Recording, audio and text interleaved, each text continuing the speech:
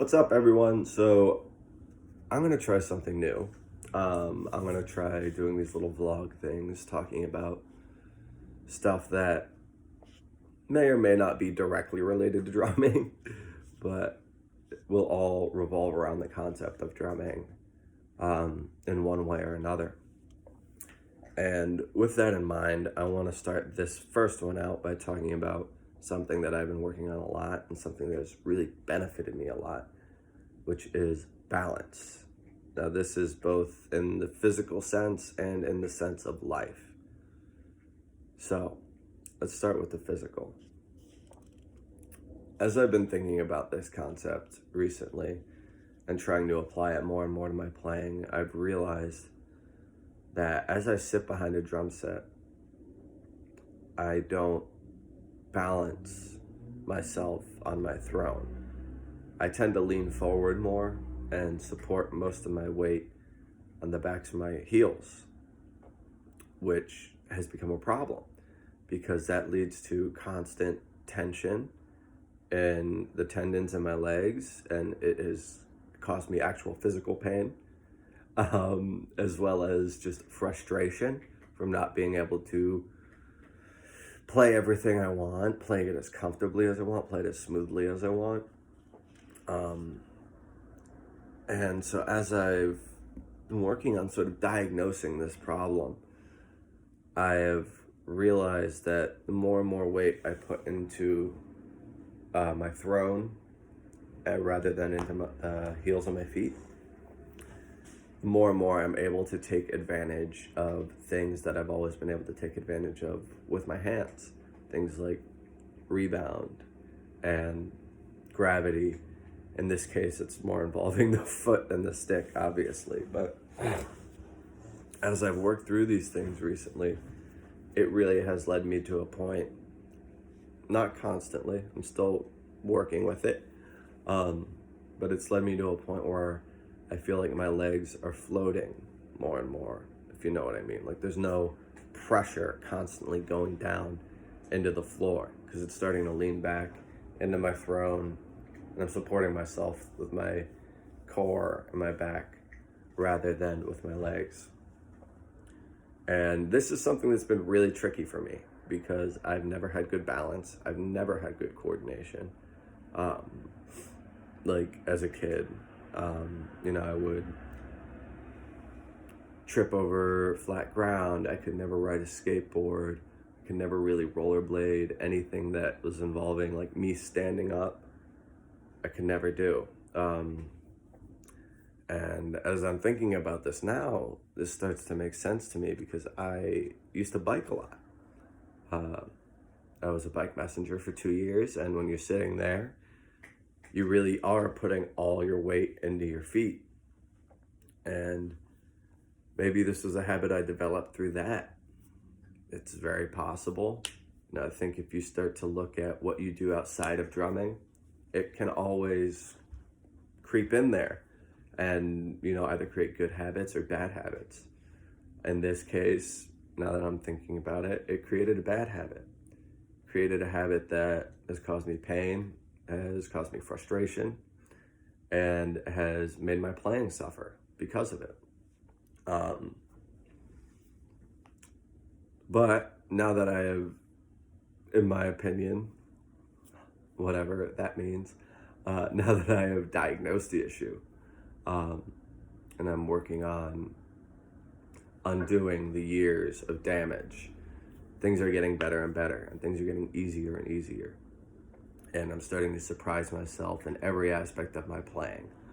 Whether it's hand to foot, coordination, like just soloing ideas, dynamic ideas, like this has helped me a lot because I'm able to think about my playing and not think about keeping my butt on the throne and, not falling down. And it has allowed me to relax a lot more because I'm not dealing with muscle cramps when I'm playing or anything like that. So to sum that up, I think you should always try and balance on your throne and put all your weight in your butt because it's going to free up your legs to do more intricate stuff, more accurate stuff. And, if you're into it, stuff that's just more fun. Because at the end of the day, if you're not having fun when you're playing, doing something wrong. And there's no judgment with that statement. I've been that guy where I'm just like, I have to work. This is not fun. This is my job. And that's just bullcrap. Like, there has to be fun. You didn't get into music for fame and fortune. If you did, sorry to tell you, but playing drums is not going to get you there. If you want that, you go be a lead singer in a pop band. But yeah, think about balance in the physical sense and the mental sense, the life sense. Is the second thing I wanted to talk about, because this is something that really has, excuse me, affected me a lot, because I've always had this mentality of, if I can't do something, I'm just going to do it over and over and over again and bash my head against the wall. And the more I do it, the easier it'll get. And it worked for me. It has been working for me for a very long time. And now as I'm getting older and I'm having less time to sit behind the drums because I'm working on 10 other projects at the same time, and then the day job and all this stuff, it's not efficient. It doesn't work. Because if you think about one concept that you approach with this bash your head against the wall technique, say it's going to take you 30 hours bashing for you to get it. Well, when you're 15, you're living at your parents' house, you don't have any responsibilities, maybe it's summer vacation, so you don't even have to go to school. Okay, 30 hours, yeah, sure. 3 days, I'll practice 10 hours a day, and after 3 days, I'll get it. Yeah, great, awesome. Fast forward 10 years, when you have a job, rent or a mortgage, possibly a wife, possibly a family, all the things that come with growing up, this is no longer effective. And the 30 hours you need to get through that one concept that took you 3 days when you were 15, maybe now you get to sit down three days a week for 2 hours to practice. 6 hours a week. All right, so 30 divided by 6 is 7? No, 5. Sorry, it's early. So that's 5 weeks. What did take you 3 days is now taking you 5 weeks to accomplish. So, in that mindset, I want to talk about balance in terms of practicing. And this is something I've really been working on. I've really been working on developing a practice technique or a practice routine rather, that sort of covers everything I'm really trying to work on right now. And there's a few things that I'm trying to work on that I just touch on here and there that are more complicated ideas. But overall, the majority of what I'm practicing these days is foundational. I'm trying to improve my time, I'm trying to improve my coordination, and I'm trying to improve my pocket. Those are the 3 things that I'm working on day in and day out. Because a 5/4 polyrhythm is not going to pay your bills. Like, it's fun, it's awesome. Maybe if you're a clinician and that's the majority of your work, yeah, sure, go for it. But if you're like me and most other musicians I know, you're not there. And you may never be there, and that's okay. Like, there's nothing wrong with that. But you just want to work on, or I've just been wanting to work on things that will help me across the board. If I'm working on time, coordination, and pocket, there's nothing that doesn't apply to. that's going to help me learn the 5/4 polyrhythm, and it's going to help me learn, you know, how to play cover songs in a wedding band. It's going to help me with everything. It's not going to be this one hip trick that I maybe use once every 3 months. So I've been developing this practice routine around this concept of balance. And, I start at 40 BPM with very, very simple ideas on my feet. And then I bring in the hands, and it's just hands. Then I put the two together, both hands and feet, playing rudimentary stuff on my hands and more intricate foot patterns to keep me alert, to keep me like this, which is helping with my coordination as well as my time and my pocket. And I've developed all these exercises going from 40 BPM to 180 BPM. And they all generally revolve around these same concepts, and they're the same types of exercises.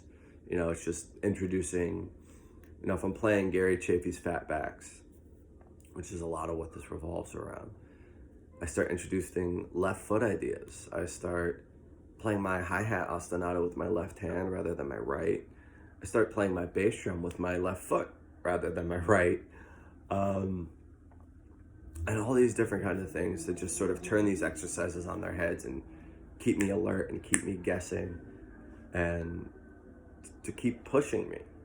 Because no matter what you're working on, if it's your left hand, if it's your left foot, right hand, right foot, as they improve, the other things improve, as long as you're working on them all.